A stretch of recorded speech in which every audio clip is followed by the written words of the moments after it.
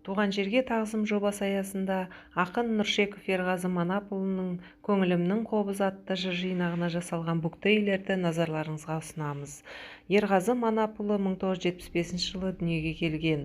Алматы халықаралық журналистика институтында білім алған. Ильяс Жансүгіров атындағы Жетісу мемлекеттік университетінің магистратурасын бітірген.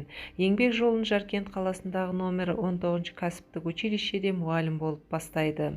Жаркент қаласындағы номер 6 мектеп-интернатында тәрбиеші, Дихан Қайрат орталау мектебінде мұғалім болып еңбек еткен.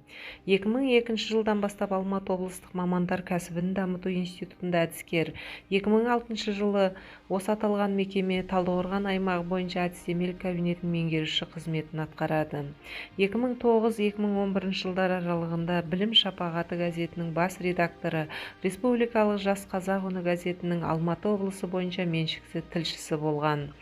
2011 жылдан бастап Республикалық Ел-Назар педагогикалық журналының, сондай-ақ осы басылым аясында жарық көрген облыстық мұғалім мінбері, ұстаз әдістемесі, Орбұлақ газеттерінің редакциялық кеңес төрағасы, бас редакторы қызметтерін қоса атқарған.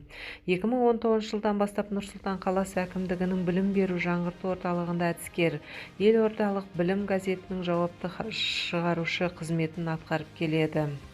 Ерғазы Манапұлы 2000 жылы Таңсәрі, 2005 жылы Аясындағы армандар, 2007 жылы Жүрегіне жасырынған жалғызбын және 2014 жылы Көңілімнің қобызы атты жыр жинақтарының авторы. Еңбектерінің ішінде Көңілімнің қобызы атты жыр жинақ және мөлтек әңгімелер жазылған кітабы 2014 жылы Әдебиет әлемі баспасынан 176 бетпен жарық көрген. Бұл кітапта өмір құбылыстарының сан алуан сырларын жырына арқау еткен ақын шығармалары сезім мен толғанысқа, пайым мен шымыр ойларға жетелейді.